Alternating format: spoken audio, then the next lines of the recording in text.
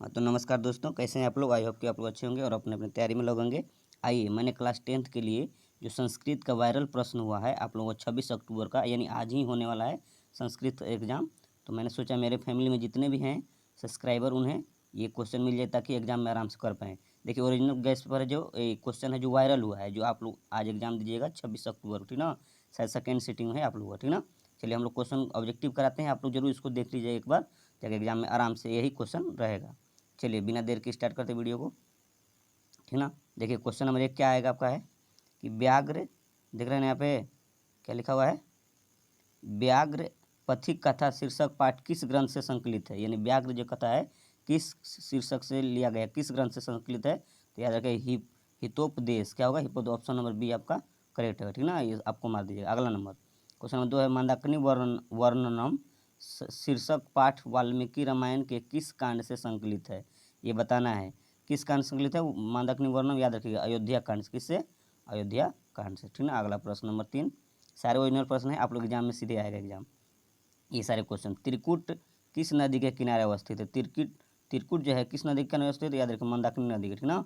अगला प्रश्न आपके सामने है, ठीक ना। मंदाकिनी नदी का वर्णन कालिदास के किस ग्रंथ से वर्णित है, बताना है आपको। तो याद रखिएगा रघुवंशम, किससे, रघुवंशम से, ठीक ना। अगला प्रश्न आपके सामने है, हितोपदेश के रचयिता कौन है, बताना है। तो याद रखें नारायण पंडित, कौन होंगे, नारायण, ऑप्शन नंबर बी। फटाफट आप लोग एग्जाम में इसको कर पाएंगे, ठीक ना। अगला प्रश्न, लोभ के दुष्परिणाम का चित्रण किस पाठ में मिलता है, किस में मिलता है। याद रखें व्याघ्र पथिक कथा, एक व्याघ्र पथिक कथा, आप लोग व्याघ्र का एक जो स्टोरी है, कहानी आप लोगों को संस्कृत में किताब में वो सीखा है, ठीक ना।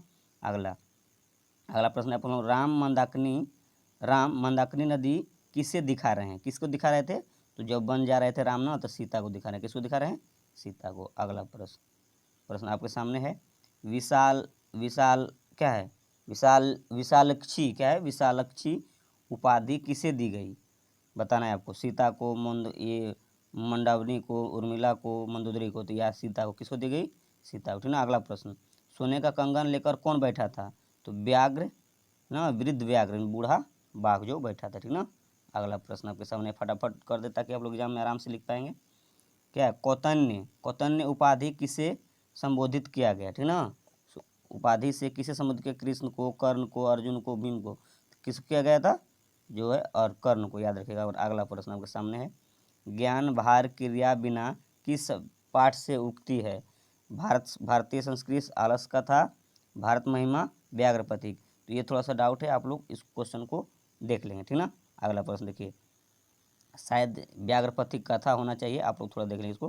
कीचड़ में कौन गिर गया था। तो व्याघ्र, ठीक ना, वृद्ध व्याघ्र, बूढ़ा कठ, ये जो कि बाघ है, ठीक ना। अगला प्रश्न देखिए, प्रश्न नंबर 13 है, 14 फटाफट का, स्वामी दयानंद का जन्म कहाँ हुआ था, बताना आपको। टंकरा ग्राम में, क्या है, जालंधर ग्राम में, शंकरा ग्राम में, पंजाब में।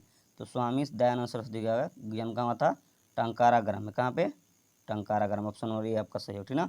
कर्मवीर कौन था, क्या राम जीवन राम, राम लेखावन राम, राम परवेश राम। तो देखिए कर्मवीर कौन था, एक राम परवेश राम था, ठीक ना। अगला प्रश्न आपके सामने है, टोटल प्रश्न कराएंगे सारे, ऑब्जेक्टिव जो है ओरिजिनल प्रश्न है, आपको आज ही एग्जाम में आएगा, ठीक ना। वागीसह का संधि विच्छेद होगा, क्या होगा, वागीसह। तो वाक प्लस ईस, वागीसह, ऑप्शन एकदम व्याकरण भी है, बहुत अच्छा है, सारे आप लोग कर पाएंगे, ठीक ना। अगला प्रश्न देखिए, प्रश्न, ऋणी संख्यावाची शब्द किस लिंग का है। यानी कहने का मतलब ऋणी जो है स्त्रीलिंग है, पुल्लिंग है, क्या है आपको बताना है। तो ऋणी पुल्लिंग है, स्त्रीलिंग क्या है, स्त्रीलिंग है, ठीक ना। ऋणी नी आ रहा है ना, देखिएगा लास्ट में। क्या महत्व पद में किस पद प्रत्यय का प्रयोग हुआ है। प्रत्यय आपको पता है, प्रत्यय का मतलब क्या होता है, आप लोग बताइए। हम पहले ही बताए थे, प्रत्यय मतलब शब्द के आगे वाला होगा, उपसर्ग पूछे, ये सॉरी प्रत्यय मतलब पीछे वाला, सॉरी याद रखेगा। प्रत्यय का मतलब होता है पीछे वाला शब्द बताना है, उपसर्ग रहेगा तो आगे वाला बताना है। तो हमको क्या पूछा है, प्रत्यय। तो महत्व में आधा देखिए, आधा तो महत्व आगे, आधा तो पीछे है ना, इसलिए ऑप्शन नंबर ये आपका सही हो, ठीक ना। प्रत्यय में पीछे वाला बताना है, उपसर्ग में आगे वाला, ठीक ना। प्रश्न नंबर 14 आपके सामने आ रहा है, देखिए प्रश्न नंबर 14 शायद कट गया है, नहीं 14 15 कट गया, ठीक, कोई बात नहीं, आप लोग कर लेंगे, ठीक ना। देखिए लंबोदर किस समास का उदाहरण है, बताना आपको। लंबोदर किस समास का उदाहरण, तो बहुविरही का होता है, ठीक ना, याद रखिएगा। अगला प्रश्न, तदा अहम गृहं गच्छामि का रेखांकित पद वाक्य है, क्या है बताना है आपको। बताना है आपको कौन धातु है, तो बताएंगे अव्यय धातु। कौन है? अव्यय। ऑप्शन नंबर ए आपका सही हो, ठीक ना। अगला प्रश्न देखिए, प्रश्न आपके सामने है कि प्रथना क्या है? प्रथाना शब्द किस विभक्ति का है? तो प्रथाना किसका है? प्रथम विभक्ति का, याद रखिए, ठीक ना। अगला प्रश्न आपके सामने है, टोटल प्रश्न ओरिजिनल आप लोग देख लेंगे। दिगंबर में किस संधि का प्रयोग हुआ है? तो दिगंबर में किस संधि का प्रयोग है? तो व्यंजन संधि, याद रखिए, किसका? व्यंजन से। ऑप्शन नंबर आपका जो है ना बी सही हो, ठीक ना। पीताम्बर किस समास का उदाहरण है? बताना है। पीताम्बर तो अव्यय क्या होगा? अव्यय समास का उदाहरण है पीताम्बर, ठीक ना। अगला देखिए प्रश्न, अगला आपके सामने है प्रश्न नंबर 24 है। देखिए कि किस समास में अन्य पद की प्रधानता होती है? किस समास में अन्य पद की प्रधानता होती है, आपको बताना है। तो किस समास में अन्य प्रधान की प्रधानता होती है? आप लोग इसको जो है ना कमेंट बॉक्स में इसका आंसर जरूर देंगे। आप लोग जो आप एग्जाम देने आज जा रहे हैं इसका आंसर जरूर देंगे कमेंट बॉक्स में। अगला प्रश्न देखिए, महानता पद में किस प्रत्यय का प्रयोग हुआ है? महानता पद में किस प्रत्यय, तो अभी न बताए, प्रत्यय पूछे तो लास्ट वाला, तो वाला, ठीक ना। विशाल प्लस अच्छी, क्या है? विशाल प्लस अच्छी की संधि क्या होगी, बताना है। तो विशालक्षी क्या होगा? विशालक्षी। ऑप्शन नंबर बी आपका करेक्ट होगा, ठीक ना। अगला प्रश्न देखिए, प्रश्न आपके सामने है अगला कि क्या है? प्रावेग। ध्यान दीजिएगा, सारा ये जो ना ओरिजिनल आपका प्रश्न है ये क्या है? संधि विच्छेद व्याकरण से आपका। प्रावेग का संधि विच्छेद क्या होगा, बताना है। प्रावेग, प्रागवेग ना, वेग नहीं है, प्रागेव है, क्या है? प्रागेव, गए का होगा ना, याद रखिए। प्रागेव का संधि विच्छेद क्या होगा? तो याद रखिए प्राग प्लस ईव, प्रागेव, ठीक ना। तो कौन सा होना चाहिए सही, आप लोग इसमें थोड़ा देख, तो याद रखिए क्या होगा? तो प्राग प्लस एव हो जाएगा, प्रागेव, ठीक ना।